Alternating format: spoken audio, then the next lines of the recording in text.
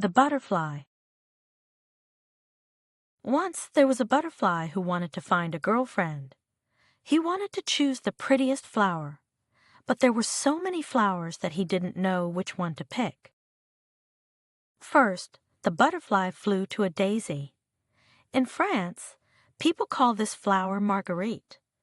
People say this flower can tell you the future. They pull off the petals and ask, "Does he love me? A little? A lot? Or not at all?" The butterfly didn't want to pull the petals, so he kissed each one. He thought being kind was the best way. "Dear Miss Daisy," the butterfly said, "you are the smartest of all the flowers. Please tell me which flower should I choose. Then I can go to her and ask her to be my girlfriend." But the daisy didn't answer. She was young and didn't like being called a woman. The butterfly asked again and again, but the daisy stayed quiet. So the butterfly flew away to look for another flower. It was early spring, and many snowdrops and crocuses were blooming. "They are nice," said the butterfly, "but they are too young." He liked older flowers. Next, he visited the anemones, but they were too bitter. The violets were too sad, the tulips too bright, and the lilies too plain. The linden blossoms were too small, and there were too many of them. The butterfly thought the apple blossoms were pretty, but they fell apart quickly. He liked the sweet pea the most. She was red and white and very delicate. He was ready to ask her to be his girlfriend, but then he saw an old pea pod next to her. "Who is that?" the butterfly asked. "That's my sister," said the sweet pea. "Oh, so you will look like that one day." This scared the butterfly, so he flew away. The butterfly flew to many flowers, but he couldn't find one he liked. Spring passed, summer passed, and then it was autumn. Now the flowers wore beautiful colors, but they had no smell. The butterfly wanted a flower with a sweet fragrance. Finally, the butterfly flew to the mint plant. The mint isn't a flower, but it smells nice from top to bottom. "Yes, she is the one I want," he thought. He asked the mint to be his girlfriend. But the mint said, "We can be friends, but nothing more. I'm too old, and you are too old too. We can live together, but not as a couple." So, the butterfly never found a girlfriend. He waited too long and became an old bachelor. Now it was late autumn, and the weather was cold and windy. The butterfly flew into a warm room with a fire. It was like summer inside, but the butterfly was not happy. "Just staying alive is not enough," he said. "To really live, you need sunshine, freedom, and a flower to love." He flew against the window, trying to get outside. People saw him, liked him, and put him in a butterfly collection. "Now I am sitting on a stalk, just like the flowers," said the butterfly. "This isn't fun at all. It's like being married. You can't move." He tried to comfort himself with this thought.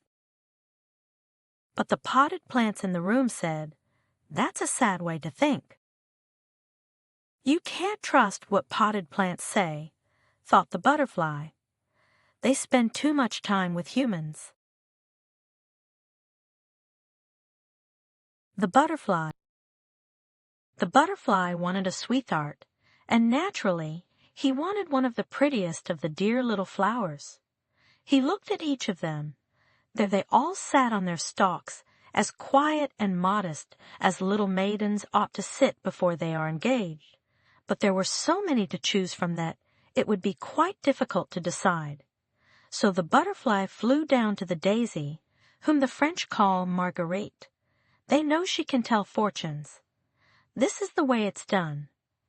The lovers pluck off the little petals one by one, asking questions about each other. "Does he love me from the heart? A little? a lot? Or loves he not at all? Or something like that. Everyone asks in his own language. So the butterfly also came to ask, but he wouldn't bite off the leaves.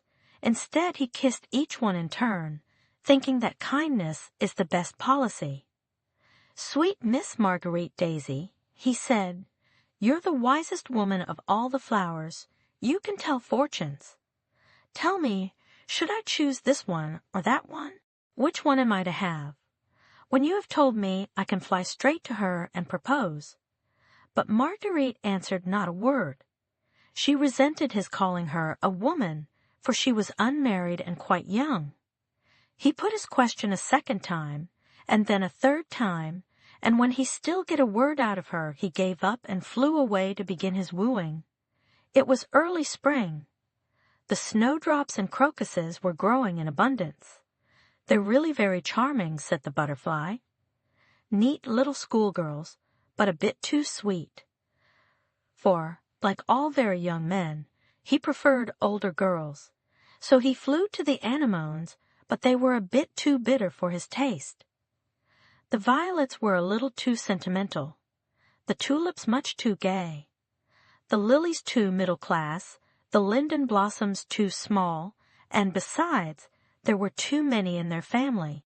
He admitted the apple blossoms looked like roses, but if they opened one day and the wind blew they fell to pieces the very next. Surely such a marriage would be far too brief. He liked the sweet pea best of all.